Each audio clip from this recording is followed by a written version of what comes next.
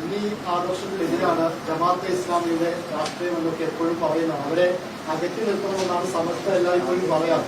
പക്ഷേ ഈ തിരഞ്ഞെടുപ്പിൽ UDF ജമാഅത്തെ ഇസ്ലാമിയുമായിട്ട് കൂട്ടുചേരുന്നു, അവരുടെ വോട്ട് വാങ്ങുന്നു എന്നൊക്കെയാണ് CPM ആരോപിച്ചിരുന്നത്. ഇങ്ങനെ അതിനെങ്ങനെയാണ് നോക്കിക്കാണുന്നത് ഉസ്താദ്?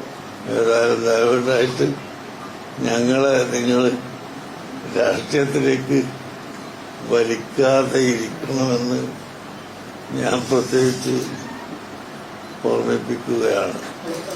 ജമാഅത്തെ ഇസ്ലാമി മുജാഹിദ് തുടങ്ങി സുന്നിയല്ലാത്തവരോട് ഞങ്ങൾക്കൊരു നയം പണ്ടേ ഉണ്ട്. ആ നയത്തിന് ഒരു മാറ്റവും ഉണ്ടാവുകയുമില്ല. പ്രത്യേകിച്ചിപ്പം ഈ CPM-ന്റെയും UDF-ന്റെയും ഒക്കെ പ്രധാനപ്പെട്ട നേതാക്കൾ ഇത് ഇലക്ഷൻ വരുന്ന കാലത്ത് താങ്കളുടെ അടുത്ത് വരികയും വോട്ട് അഭ്യർത്ഥിക്കുകയൊക്കെ ചെയ്യാറുണ്ട്. അപ്പം അവർ തന്നെയാണ് ഇത്തരം വർഗീയ ശക്തികളോട് കൂട്ടുകൂടുന്നത് എന്നൊരു ആരോപണമുണ്ടോ?